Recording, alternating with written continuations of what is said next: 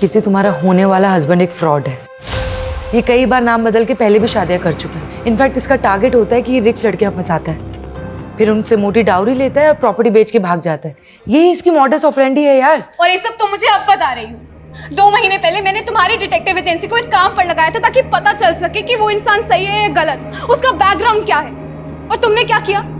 और गोल्डी, तुमने तो मुझे सारे ग्रीन सिग्नल्स दिए थे ना कि सब सही है। उसके बाद जाकर मैंने हाँ किया। मैंने तुम्हें सिर्फ काम नहीं दिया था नीलोफर, मैंने समझा था तुम मेरी दोस्त हो और तुम्हारे लिए मेरे कंसर्न्स मैटर करते हैं, पर तुमने किसी चीज पर ध्यान नहीं दिया। Sorry my foot Nilofar. 25 lakh लग चुके हैं शादी पे, इंक्लूडिंग योर फीस। और वहां पे ना वेन्यू के बाहर सारे गेस्ट खड़े, क्या बोलूं मैं उनको जाकर? इस शहर का जायका बड़ा कमाल है।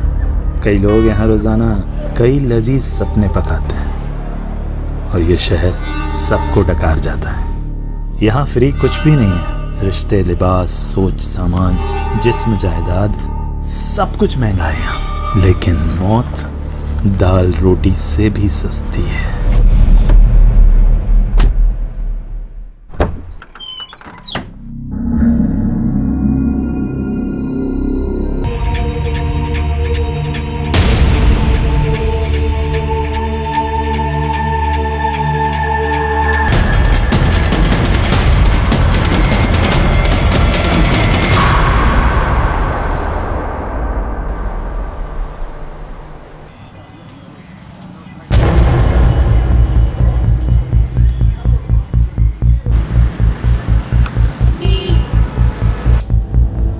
जल्दी करो। सॉरी नीलोफर, सुबह से कुछ भी नहीं खाया था।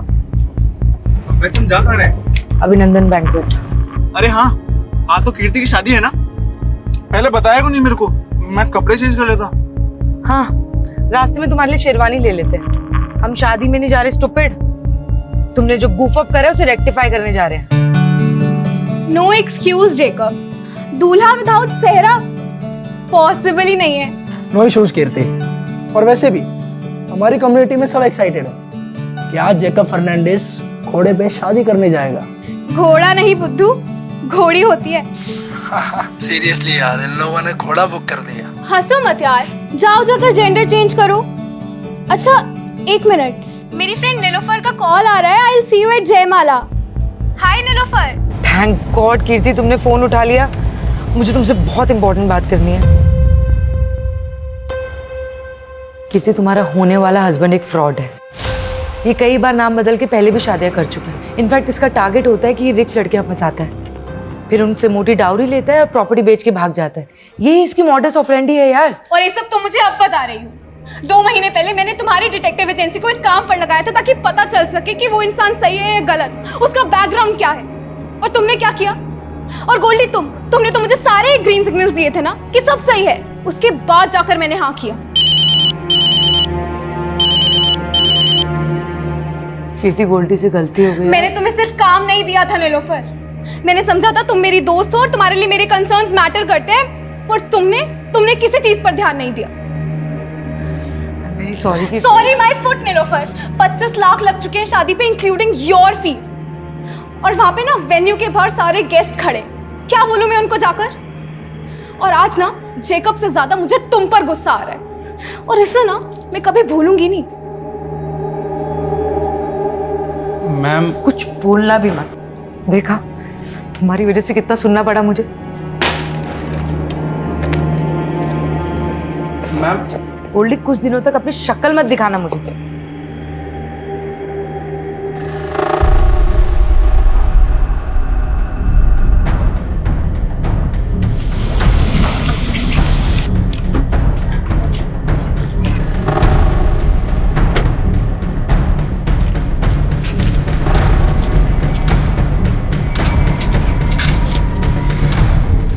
हाय नीलोफर, एक जासूस जालसाजी का शिकार हो गई। मैं तुम्हें स्टॉक कर रहा था और तुम्हारी जैसी जासूस भी मात खा गई। तुम इतने भी स्मार्ट नहीं हो बलराम। आई न्यू इट कि तुम मुझे स्टॉक कर रहे थे। वो क्या है ना, मैं तुम्हारे मुंह नहीं लगना चाहती। अरे मैं तो लगना चाहता हूँ ना। मेरे होठ तो आज भी तुम्हारे प्यार का अमृत चखने के लिए बेकरार हैं। ये वाहियात बातें ना कहीं और जाके करो। निकलो यहाँ से। ठीक है, मैं जानता हूँ मैं जानता हूं मैं बहुत बदनाम हूं, लेकिन मैं तुम्हारे नाम, तुम्हारी शोहरत पे मरता हूं मैं। इसीलिए मैं नहीं चाहता कि दुनिया वाले हमारी मोहब्बत को एक बर्बाद अफसाना समझ लें।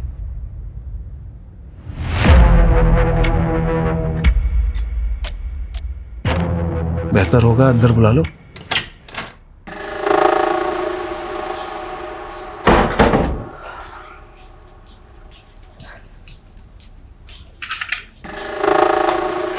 बोलो, क्यों फिर से तंग करने आ गए? तंग तो तुम्हारा दिल है, हाँ? प्यार करने में भी कंजूसी। बिना छुए बात नहीं कर सकते बलराम। और अपनी ये वाहियात शेरो शायरी ना बंद करो, निकलो यहाँ से। जिसकी उम्मीद तुम लेकर आए हो, ऐसा कुछ होने नहीं वाला है।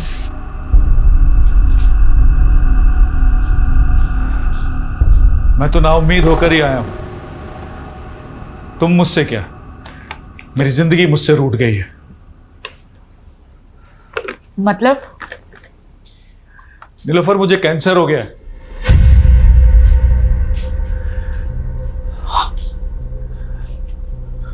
सच कह रहा हूं, मेरे पास अब ज्यादा दिन नहीं बचे हैं। मरने से पहले मैं सारे गिले शिकवे तुम्हारे साथ जो हुए दूर करना चाहता हूं। अगर तुम कहो तो बाकी बची जिंदगी तुम्हारे साथ रहने के बहाने मत ढूंढा करो यार। भरोसे के लायक नहीं हो तुम। और अब मुझे तुमसे कोई मतलब नहीं। तुम्हारा मुझसे कोई मतलब नहीं है? कोई मतलब नहीं है तुम्हें मुझसे? तो मेरी जिंदगी का कोई मतलब नहीं है। कल का मरता आज मुझे हर्ष क्या है? मैं पागल नहीं हूँ। तुम्हें ड्रामा लग रहा है? मैं अभी करके दिखाता हूँ। पागलपन मत करो।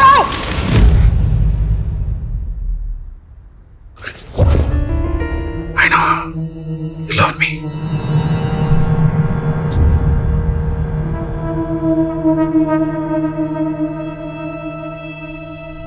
देखिए मेरी मोहब्बत, तुम ऐसे ही मुझे अपनी जिंदगी से दूर नहीं कर सकती Nilofar. I know you love me. Still hate you. सच्ची?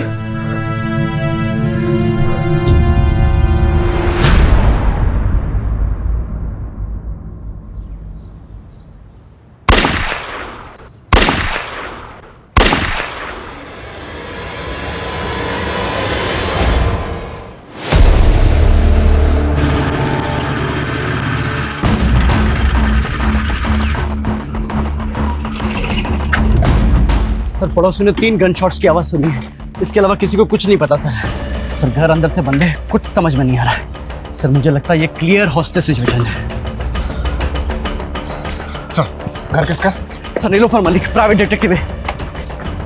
अभी अंदर कितने लोग हैं? सर वो तो पता नहीं, पड़ोसी ने कहा कि मियाँ बीबी अंदर गए।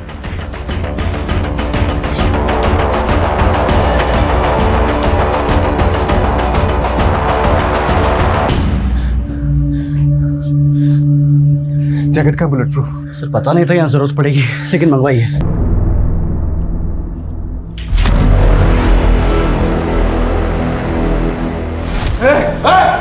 तू मत चलाना, नहीं तो मारा जाएगा।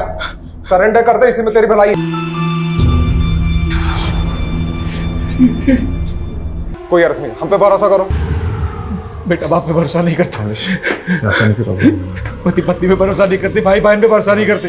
तुम चाहते हो ना कि हम तुम पे भरोसा करें? ठीक है, तुम बोलो, हम बात करते हैं। ठीक है, आराम से। सुनिए, इसका कोई दोस्त, रिश्तेदार या पड़ोस में कोई है जिसको ये मानता हो? नहीं पता सर। अरे कोई तो होगा। ओके ओके, शांत शांत, रिलैक्स हो जाओ। कोई तुम्हारे पास नहीं आएगा, ठीक है? कोई नहीं आएगा। मेरी नीलोफर की रूह मुझे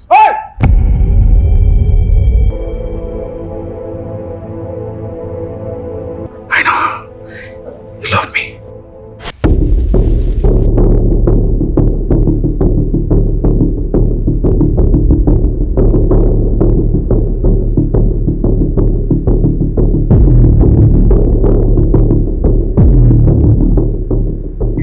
फॉरेंसिक को बुलाओ और उनको बोलो प्रीलिमिनरी रिपोर्ट जल्दी मुझे, और ये डेड बॉडीज को पोस्टमार्टम के लिए भेजो। जी सर।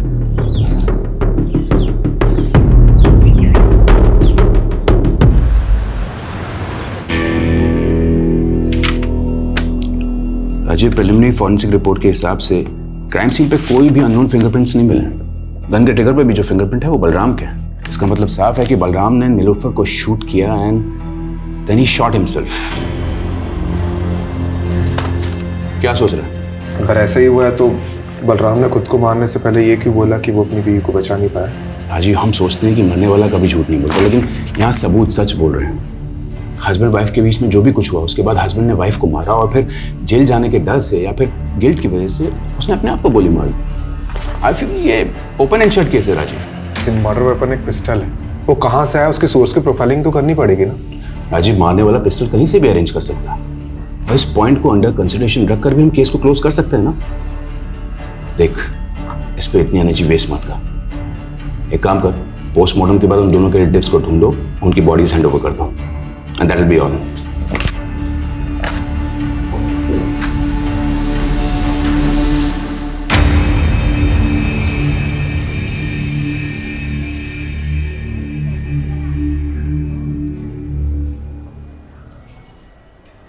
सर, वो नीलोफर के घर में किसी भी तरह की फोर्स एंट्री एग्जिट के साइन नहीं मिले हैं। और सर किसी ने भी ये नीलोफर और बलराम के अलावा किसी तीसरे को नहीं देखा। ये बलराम और नीलोफर के रिश्तेदारों को पता चला? नहीं सर, लेकिन इतना पता चला है कि जो नीलोफर है ना, ये एनआरआई थी और इंडिया में तो इसके कोई भी रिलेटिव नहीं। और सर हाँ, यहाँ पर इसके डिटेक्टिव एजेंसी है और इसका एक असिस्टेंट है गोल्डी। और बलराम? सर बलराम को तो यहाँ के लोग पिछले 1 साल से ही जानते हैं, क्योंकि ये बलराम ने नीलोफर के साथ पिछले 1 साल पहले ही शादी की थी और नीलोफर के घर में ही रहना था। बाकी की फॉर्मेलिटीज लोकल पुलिस कर लेगी। दोस्तों भी अपने पुराने केस में लगते हैं। जी सर। ये बलराम की बातें मेरे दिमाग में अभी तक गूंज रही है। हमारे नीलोफर के घर में घुसने के पहले जो कुछ भी हुआ होगा वो बहुत बड़ा सवाल है। हमें नीलोफर और बलराम के बारे में पता करना चाहिए, हो सकता है कुछ जवाब मिल जाए। क्या नाम बताया था असिस्टेंट का? गोल्डी। नीलोफर के साथ कब से काम कर रहा था? सर तकरीबन 5 साल से। हमने सुना नीलोफर एनआरआई थी। हाँ सर, अमेरिका से। एक्चुअली उन्होंने वहाँ पे एक डिटेक्टिव के साथ काम किया था। अपने पेरेंट्स की डेथ के बाद वो इंडिया आ गई थी और उन्होंने अपनी एजेंसी यहीं खोल ली थी। और ये बलराम, इसके बारे में क्या क्या जानते हैं? सर बलराम सर मस्त किस्म के इंसान थे और वो अपने आप को आज़ाद मुसाफिर कहते थे। तो मुसाफिरों के ठिकाने भी तो होते हैं। कहाँ का रहने वाला था ये? सर हरियाणा में किसी जगह के थे। और काम क्या करता था? सर वो हमारी एजेंसी में काम करते थे। वो बलराम डिटेक्टिव था? सर वैसे तो वो एनआरपीएफ में थे। एक्चुअली नीलोफर मैम को अपना काम एक्सपेंड करना था और वो उसके लिए एक ऐसा इंसान चाहती थी जो जोखिम उठा सके। अब सर एक्स सर्विसमैन से बेस्ट तो कौन ही होगा, इसीलिए उन्होंने बलराम सर को अपॉइंट किया। लेकिन क्या इंस्ट्रक्शन दिया था तुमको बलराम? जोशी का पीछा करना था ना, और तुम उसी के साथ हाथापाई करके आ गए। अरे पीछे ही कर रहा था मैं जोशी की कार का। उसने अचानक कार में ब्रेक मारी, मेरी बाइक टकरा गई। साली की बैकलाइट क्या फूटी, थप्पड़ मार दिया उसने मुझे, तो मैं क्या करता? अरे तुम्हारी इसी बेवकूफी की वजह से जोशी को पता चल गया कि मेरा क्लाइंट उसकी जासूसी करा रहा है। तुम छोड़ो ये जासूसी, एक बाउंसर की नौकरी ढूंढ लो, वही सूट करती है तुमको। और तभी उनका प्रोफेशनल एसोसिएशन खत्म हो गया। लेकिन सर इतने डिफरेंसेस के बावजूद भी उन दोनों में प्यार हुआ और सर पिछले ही साल उन्होंने शादी भी की थी। एक बात बता कि बलराम नीलोफर को मार सकता है? सर मुझे नहीं लगता। तो कौन मार सकता है नीलोफर को? कीर्ति, तुम्हारा होने वाला हस्बैंड एक फ्रॉड है। जेकब से ज्यादा मुझे तुम पर गुस्सा आ रहा है और इसे ना मैं कभी भूलूंगी नहीं।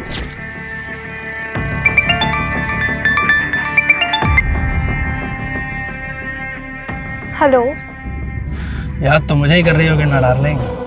कमीने, तू हिम्मत है तो सामने आके बात कर, नंबर बदल के कॉल मत कर। अरे हम जरूर मिलेंगे। मैं भी उन मोमेंट्स को भूल नहीं पा रहा हूँ जब हम शादी से पहले एक हो गए थे। क्या दिन थे, जानती है?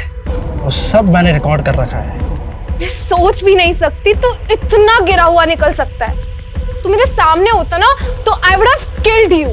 ओहो, मेरी बेबी को गुस्सा आ रहा है, बहुत गुस्सा आ रहा है। हा? मुझे भी आया था उस डिटेक्टिव पे जब वो कबाब में हड्डी बन गई थी, पर अब मेरा गुस्सा शांत हो गया। May your friend Nilofer rest in peace.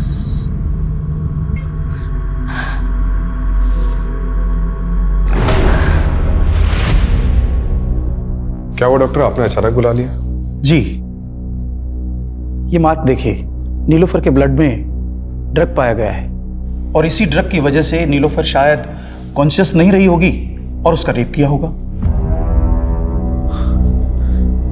तो ये रेपिस्ट का डीएनए क्या बलराम के डीएनए से मैच करता है? नीलोफर की बॉडी पे रेपिस्ट का डीएनए मिला ही नहीं। शायद रेपिस्ट ने कॉन्डोम यूज किया हो। सर ये नीलोफर के घर से हमें ना सिरिंज मिली है ना ड्रग मिला है, तो क्या ये सब बलराम ने गायब किया होगा? देखो, ये नए डेवलपमेंट के हिसाब से ये थ्योरी बनती है कि बलराम ने पहले अपनी बीवी को ड्रग देकर बेहोश किया, फिर उसका रेप किया, और फाइनली ये बलराम अपनी बीवी से इतनी नफरत करता होगा क्या? यही बात तो समझ में नहीं आ रही सर, उन दोनों के बीच में प्यार था भी या नहीं। देखा, ये ओपन एंड शट केस कैसे बूम करके बैठा है। चलो इस पॉइंट को कंसिडर करते हैं कि नीलोफर का रेप किसी ने तो किया है, क्योंकि अभी तक ये माना नहीं जा सकता कि बलराम ने ही उसका रेप किया, और ये भी हम नहीं मान सकते कि बलराम ने नीलोफर का मर्डर किया, क्योंकि जो आदमी खुद को मारने के पहले ये बोल रहा था कि अपनी बीवी को नहीं बचा पाया, वो अपनी बीवी को मार कैसे सकता है? चलो 1 मिनट के लिए हम ये मान लेते हैं कि उस घर में उन दोनों के अलावा कोई तीसरा आदमी भी मौजूद था, तो क्यों बलराम ने उस तीसरे आदमी के बारे में हमें कुछ भी नहीं बताया और सुसाइड कर लिया? और अगर उस किलर के एंगल से सोचते भी हैं तो उसने पहले नीलोफर का रेप किया और फिर मर्डर कर दिया, तो फिर आई विटनेस बलराम को जिंदा क्यों छोड़ दिया? इसलिए मैं बलराम को रूल आउट नहीं कर रहा हूँ, लेकिन एक पॉसिबिलिटी तो है कि बलराम के अलावा भी कोई और क्रिमिनल हो सकता है। यू आर राइट राजीव, इसे तो इन्वेस्टिगेट करना ही होगा। You have free hold, go ahead. सिक्के को अगर हम यहाँ से देखें तो इसका सिर्फ एक ही पहलू नजर आता है, लेकिन इस केस का सिक्का खुद उठ के कह रहा है कि इसके 2 पहलू हैं। मतलब सर? मतलब रस्तोगी जी, बलराम और नीलोफर की पर्सनल लाइफ को खंगालना होगा। देखते हैं इस केस का असली कलाकार सिर्फ बलराम ही था या और कोई था जिसके पास अपना कोई मोटिव था। जिंदगी के ये लंबे लंबे सफर इंसान का सफरनामा लिखते हैं। कहीं जिंदा दिल सपने,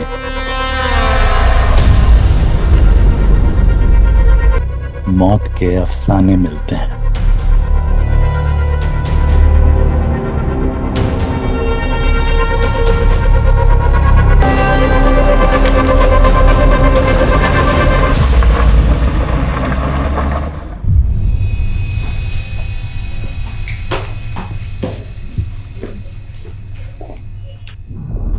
अरे कनक बेटा, अरे इतनी सी बात पे कोई रोता है क्या?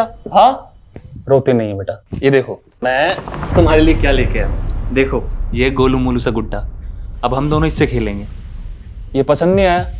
ठीक है, तो मैं तुम्हें दूसरे खिलौने दिला दूं। कनक, क्या हुआ बेटा? अरे सरगुन दीदी, आप इंटरव्यू के लिए चली गई, ये बेचारी डर गई। पर जॉब भी तो जरूरी है ना हरीश? अरे कहाँ, आप ये जॉब वॉब के चक्कर में पड़ी हुई है दीदी। एक काम करता हूँ, आपका जो घर है बहुत प्राइम लोकेशन पे, इसको गिरवा के 4 माले बनवा देता हूँ और आराम से बैठ के किराया खाना और मेरी लागत चुका दे रहना। पर हरीश, इसमें तो लाखों रुपए लगेंगे, इतना पैसा मैं कहाँ से चुकाऊंगी? उसकी टेंशन आप मत लो।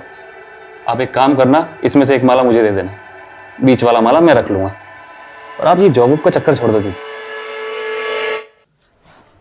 सर, नीलोफर की कार पे फास्टैग लगा हुआ था,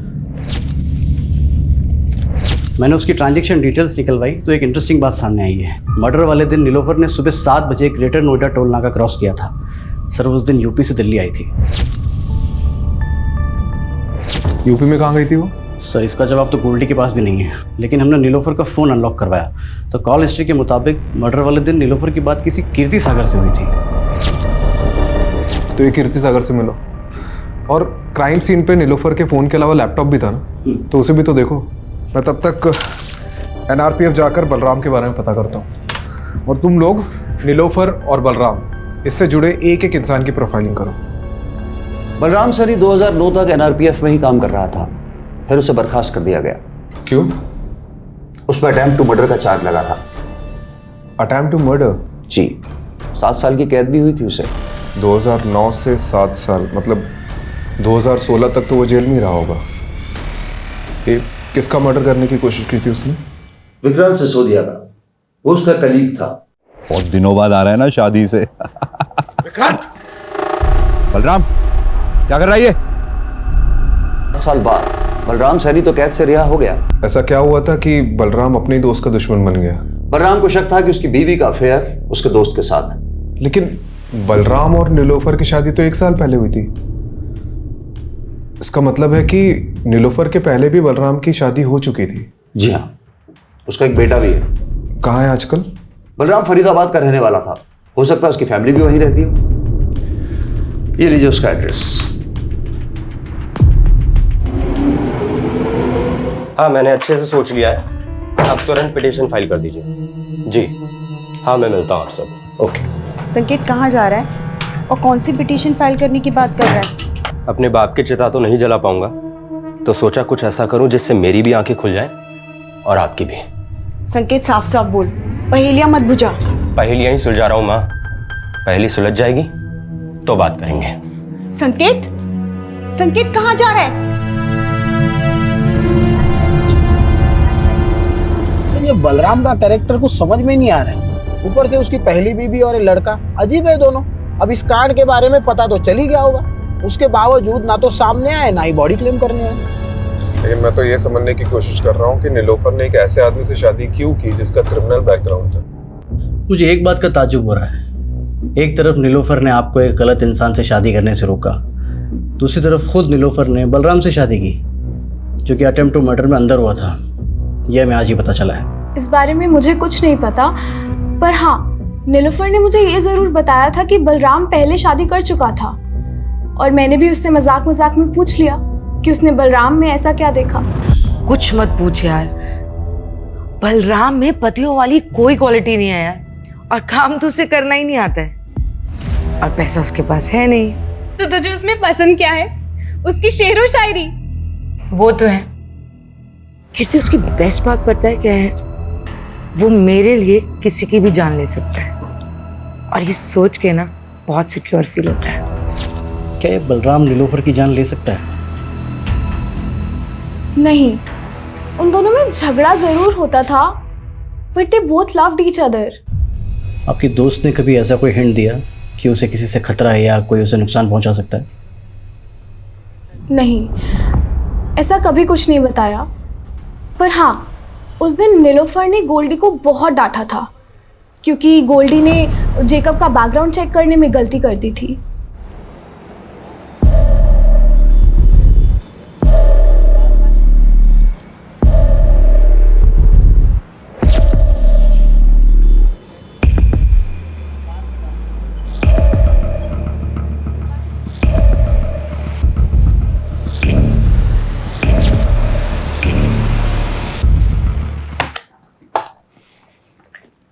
देखो संकेत, मैंने तुम्हारी ये पिटीशन तो फाइल कर दी है कि तुम्हें बलराम सैनी के साथ अपना डीएनए मैच कराने का मौका दिया जाए, पर तुम ये सब करना क्यों चाहते हो?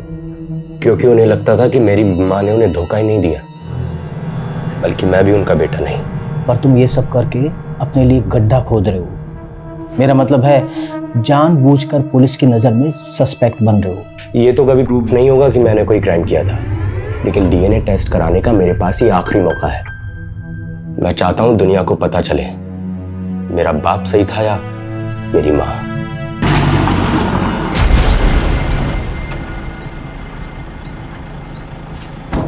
हमें समझ नहीं आ रहा है कि जो नीलोफर का रेप हुआ है, मर्डर हुआ है, वो बलराम ने ही किया है कि नहीं। इसलिए उसके बारे में हम आपसे कुछ जानना है। देखिए, हमें पता चला है कि आपके लिए बलराम ने किसी की जान लेने की कोशिश की थी, और उसकी वजह ये थी कि आपका किसी के साथ। मेरा किसी के साथ कुछ नहीं था, उल्टा वो बलराम ही गुस्से वाला था। उसको जब भी गुस्सा आता वो मुझ पर हाथ उठाता था। इतना सब होने के बाद भी जब वो जेल से वापस आया, मैंने सब कुछ ठीक करने की कोशिश की, लेकिन वो मुझे कभी समझ ही नहीं पाया।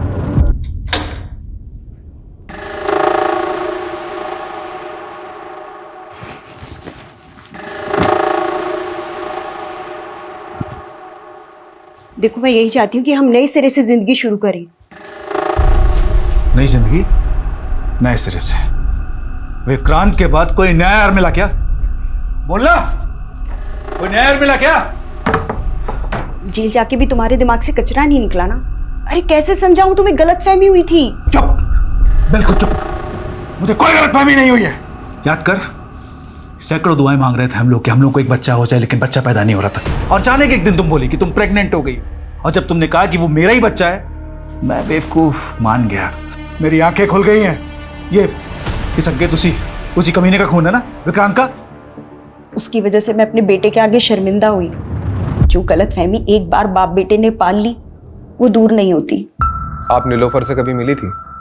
सच बताना। हाँ मिली थी, लेकिन उसी की भलाई के लिए मिली थी।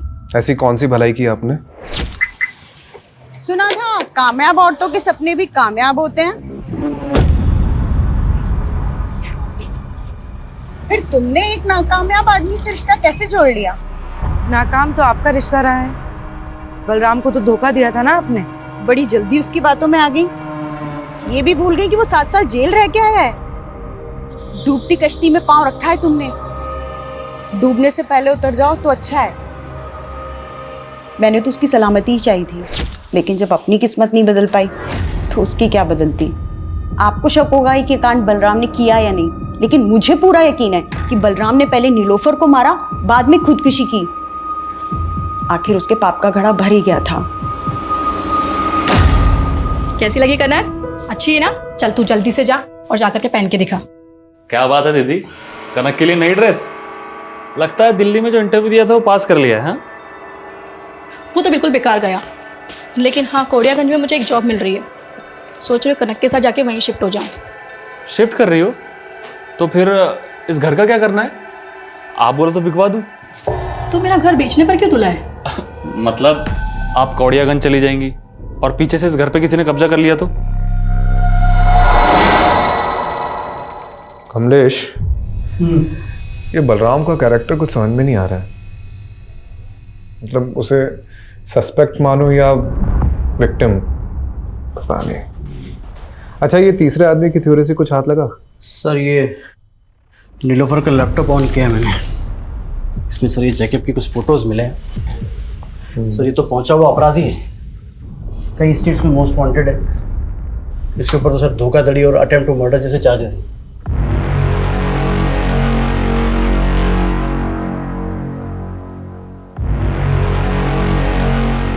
ये नीलोफर ने इसी का भांडा फोड़ा था ना? कहीं इसने तो कांड नहीं किया? ये फोटोज देख, ये कैसी फोटोज है? एक मिनट। ये फोटो में तो यूपी लिखा हुआ है। मतलब ये फोटो यूपी में किसी एरिया की है और मर्डर वाले दिन नीलोफर यूपी से दिल्ली आ रही थी। उसकी फास्टैग की ट्रांजैक्शन डिटेल्स के हिसाब से वो यूपी काफ़ी आ जा रही थी, लेकिन अभी तक ये पता नहीं चला है कि यूपी में जा कहाँ रही थी। ठीक है, इसे गोल्डी को दिखाते हैं, हो सकता है वो किसी केस में काम कर रही हो। और नीलोफर के पुराने केसेस भी चेक करो। ठीक है।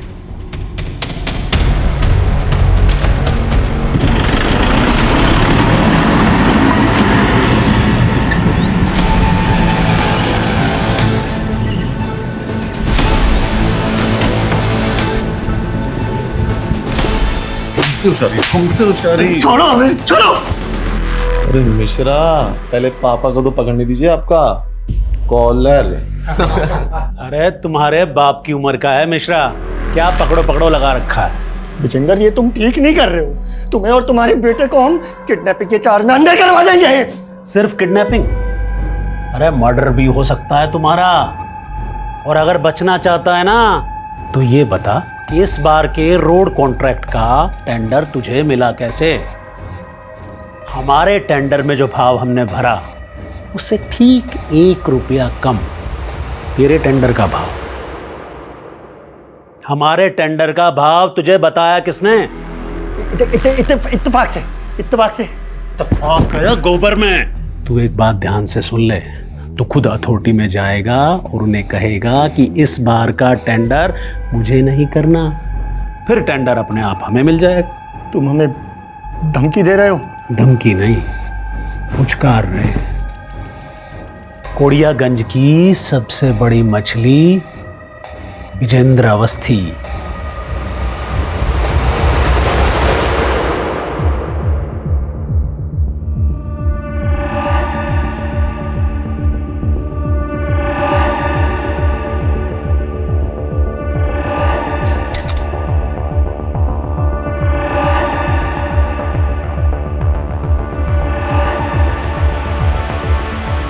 ये चाबी इस बुक में क्या कर रही है? सर वो नीलोफर मैम के घर की चाबी है।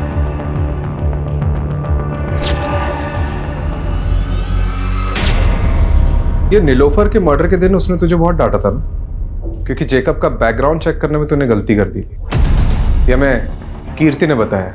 अब नीलोफर के घर मर्डर के दिन कोई भी फोर्स एंट्री और एग्जिट के हमें निशान नहीं मिले, तो पॉसिबिलिटी है कि किलर ने ऐसी कोई चाबी यूज की होगी घर में घुसने के लिए, और इससे भी ज्यादा स्ट्रॉन्ग पॉसिबिलिटी हो सकती है कि यही चाबी यूज की गई होगी घर में घुसने के लिए, जो तूने यूज की होगी। अरे सर आप कुछ भी बोल रहे हो। अगर मैंने ही कुछ किया होता तो मैं चाबी गायब ना कर देता। और सर इससे पहले आप इस चाबी को इन्वेस्टिगेट करें और ये पता लगाए कि मैंने ही चाबी बनवाई थी, तो मैं क्लियर कर देता हूँ। चाबी तूने बनवाई थी? गोल्डी, मेरे घर की चाबी खो गई है, किसी चाबी वाले को लेके पहुंचो ना जल्दी। और सर इसीलिए नीलोफर मैम ने 2 चाबियां बनवाई थी और एक चाबी वहां इमरजेंसी के लिए रखी थी। और सर रही बात कीर्ति के केस की, तो मैं नीलोफर मैम से इस बारे में माफी मांग चुका था। अब सर इसके लिए मैं उनका मर्डर थोड़ी कर दूंगा। अच्छा एक बात बता, हमें पता चला है कि नीलोफर का उत्तर प्रदेश आना जाना लगा रहता था, तो वहां किसी केस पे काम कर रही थी? Sir 1 minute. सर ये चेक नीलोफर मैम ने मुझे बैंक में डिपॉजिट करने के लिए दिया था। यूपी की बिजनौर ब्रांच का है सर ये चेक। हरीश चौधरी।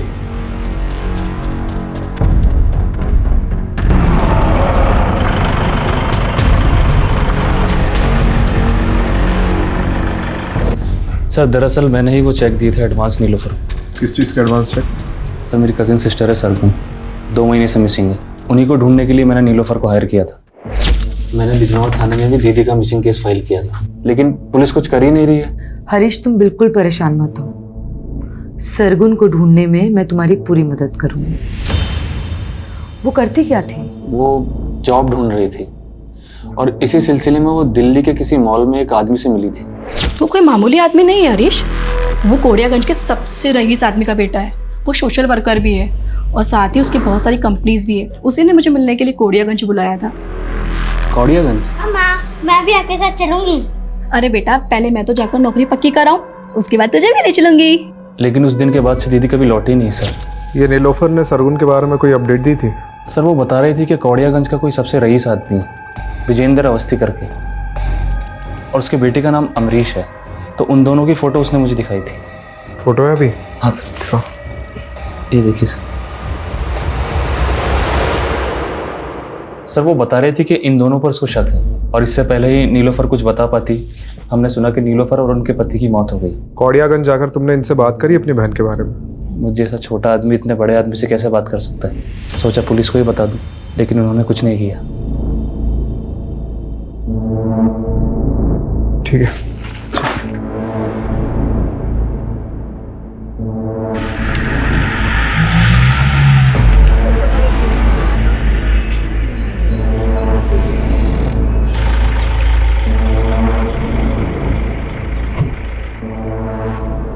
अरे कौन डिटेक्टिव? हम किसी डिटेक्टिव को नहीं जानते। डिटेक्टिव नीलोफर, 16 तारीख को दिल्ली में उसका रेप हुआ, उसके बाद उसका मर्डर हुआ, और वह सरगुन को ढूंढते ढूंढते यहाँ पे आई थी। हो सकता है आपसे भी मिली। अरे हमने आपको कहा ना कि हम किसी डिटेक्टिव को नहीं जानते। और सरगुन, आपका बेटा तो पक्का उसे जानता होगा, क्योंकि आपके बेटे ने जॉब का झांसा देकर उसे यहाँ बुलाया था। आपके पास कोई सबूत है कि हमारे बेटे ने उसे यहाँ बुलाया या कोई जॉब का झांसा दिया? पिछले 2 महीने से दुबई में है वो। आपको कोई कहानियां बता रहा है हमें बदनाम करने के लिए। देखिए अवस्थी जी, बस रहने दीजिए, जा सकते हैं आप लोग यहाँ से। ये पता करो कि अवस्थी का बेटा सच में दुबई गया था कि नहीं। ठीक है यार, ये केस तो पहले ही बनता जा रहा है। अभी तक हमने बलराम को क्लीन चिट नहीं दी है, और अब तीसरे आदमी के थ्योरी के हिसाब से और सस्पेक्ट सामने उभर कर आ रहे हैं। जैकब, रंजना और ये विजेंद्र अवस्थी, बाप बेटे।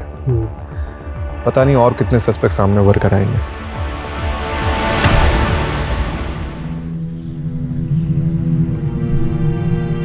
खाना लगा दूं? हाथ है मेरे, मैं खुद ले लूंगा। तो कल से बना भी लेना। अरे कितनी बार समझाया है, तू समझता क्यों नहीं है?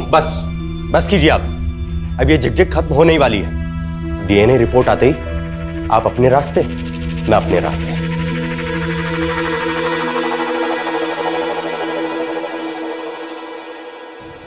ये विजेंद्र अवस्थी बिजनौर के एसपी का दोस्त है, जहां सरगुन का मिसिंग केस फाइल हुआ था, और उसका बेटा अमरीश अवस्थी। इसका दुबई जाना उसी दौरान हुआ था जब सरगुन गायब हुई थी।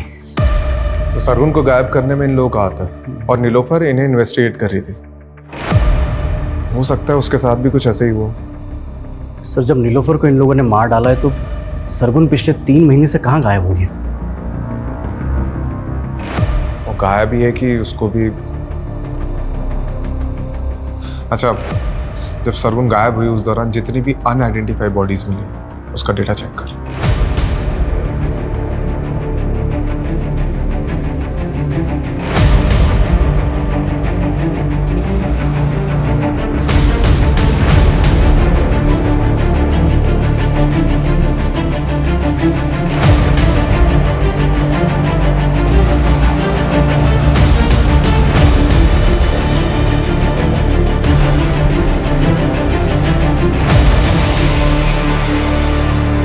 सर 3 महीने पहले हापुड़ में एक औरत की डेड बॉडी मिली थी जिसकी डिटेल बिल्कुल सरगुन से मिलती है।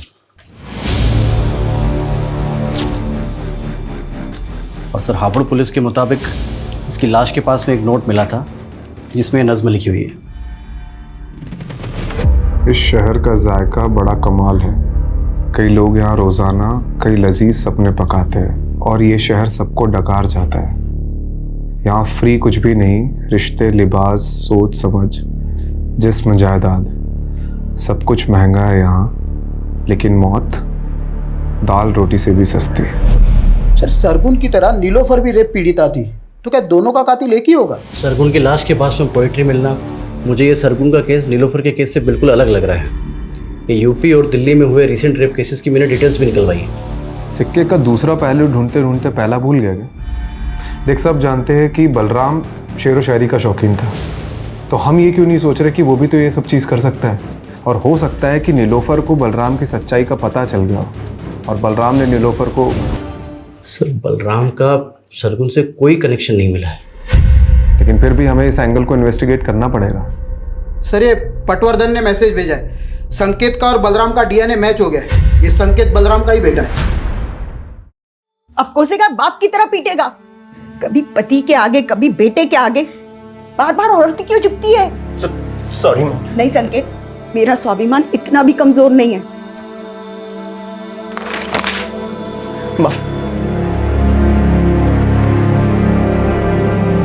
सर मैं रेप केसेस के बारे में पता कर रहा था तो पोएट्री से जुड़ा एक और केस सामने आया है। 2 दिन पहले दादरी हाईवे पर एक लड़की की लाश मिली है, सेम मॉडस ऑपरेंडी और साथ में पोएट्री नोट। जिंदगी के ये लंबे लंबे सफ़र कहीं यूं ही ना गुजर जाए, आओ मिलकर एक नया समा बनाए।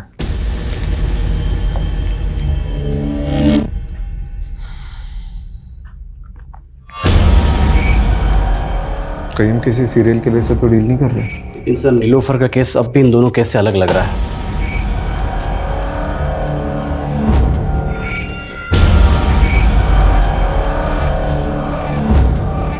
इस सरगुन की लाश हमें हापुड़ में मिली और इस लड़की की लाश हमें दादरी में मिली है।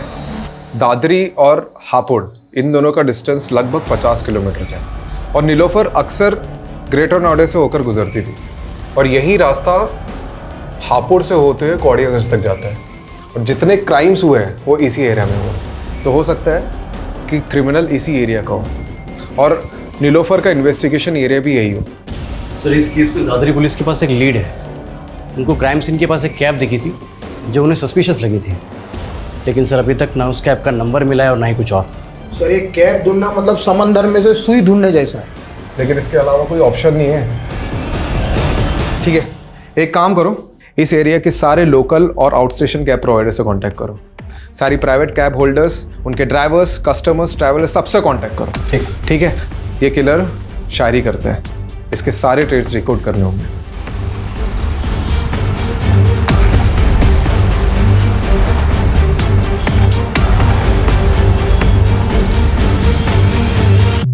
सर 300 से ज़्यादा travel agents, cab service providers और सोलो कैब ड्राइवर से पूछताछ करी।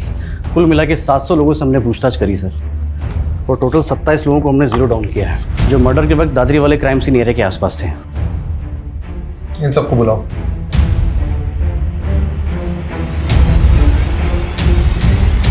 ये 16 मार्च को तो हापुड़ में था, हाँ सर। ये लड़की तेरी कैब में थी? सर मेरी कैब में बहुत सारी सवारियां बैठती हैं, अब हर किसी का चेहरा याद थोड़े ना रहेगा। 11 जून को दादरी में कहाँ पर था तू? सर दादरी में मैं हमेशा ही खिलौना फैक्ट्री में जाता हूँ सर। क्यों? रोज तुम्हारे कैब में वही सवारी बनती है क्या? सवारी? सर कैब मेरी नहीं है, मैं कैब हायर करता हूँ। अच्छा, तो कोई ऐसे कैब ड्राइवर को जानते हो जो शेरो शायरी करता है? सर ऐसा तो कोई मेरे दिमाग में नहीं आ रहा अभी। ठीक है, तुम जा सकते हो। सर एक मिनट, सर एक कैब वाला मुझे ज़रूर याद आ रहा है, क्योंकि सर उसके म्यूज़िक सिस्टम में गज़लें चल रही थी। गज़लें? वो बंदा मुझे इसलिए याद है क्योंकि वो इंग्लिश में बोलने की कोशिश कर रहा था, और सर वो अपने आप को MBA करा हुआ बता रहा था। देखो इनमें से कोई है क्या? इनमें से है कोई वो कैब ड्राइवर? सर ये था वो, यही सुधा सर। हाँ चमन लाल। सर इससे तो मैं अभी 2 घंटे पहले ही मिला।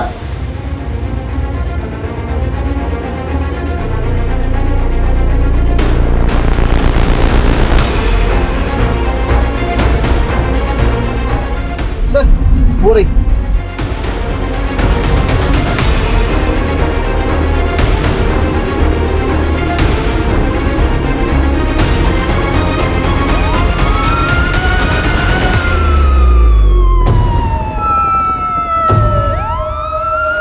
हेलो, ये हापुड़ रोड पे बैकअप भेजो फटाफट।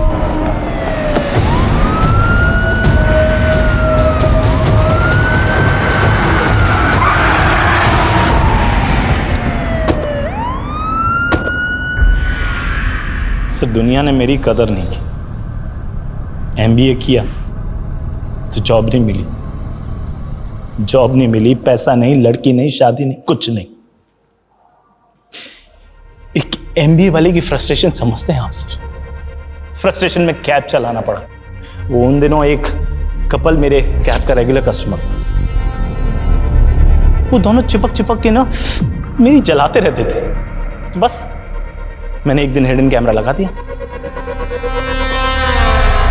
फिर वो वीडियो बनाकर मैंने उस लड़की को ब्लैकमेल किया। वो मुझे लाखों देने को तैयार थी, पर पता है सर मैंने उससे क्या मांगा? उससे उसका जिस्म। तब से ना तलब सी हो गई मुझे। और सरगुन को क्या बोला तुमने कि तू विजेंद्र अवस्थी का बेटा है? सर वो हमारे कस्बे का सबसे रईस आदमी है, और सरगुन से मॉल में दोस्ती हो गई थी, तो बस इंप्रेशन झाड़ दिया मैंने और जॉब का झांसा देकर अगले दिन उसके साथ। फिर सारा मालूम पड़ा कि वो नीलोफर सरगुन का पता करते करते कौड़ियागंज पहुंच गई है। एक्सक्यूज मी जी, आप विजेंद्र अवस्थी का घर जानते हैं? जी पास ही में, आइए आपको ले चलता। चलिए। वैसे विजेंद्र अवस्थी के यहाँ आपको क्या काम पड़ गया? विजेंद्र जी के बेटे मेरी दोस्त के दोस्त हैं, इसीलिए कुछ काम था। उस नीलोफर को देखते ही ना अंदर से ना वो सेक्स वाला लव जाग गया। बस उसका पीछा किया, पीछा करते करते मालूम पड़ा अरे वो तो डिटेक्टिव। बस तबीयत ना निखर सी गई मेरी कि इस बार शेर एक शेरनी का शिकार करेगा। फिर एक दिन कैफे में बैठी थी तो उसकी टेबल पे चाबी रखी थी, बस मैंने चाबी उठा ली। वो अकेली रहती थी तो सोचा शेरनी का शिकार उसकी गुफा में होगा, और एक दिन उसकी एब्सेंस में मैं घुस गया अंदर, लेकिन वो तो अपने पति के साथ आ गई।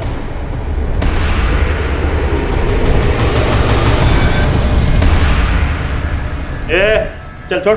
कौन है? चढ़ फटाफट, इधर चल। चल कौन है? चल इधर। कौन है? चल इधर। ए इधर आ, इधर आ, इधर आओ ना गोली मार दूंगा। देखो तुम्हें इधर आ, फटाफट इसके हाथ में गोली मार। जल्दी बंद। क्या चाहिए तेरे को बता।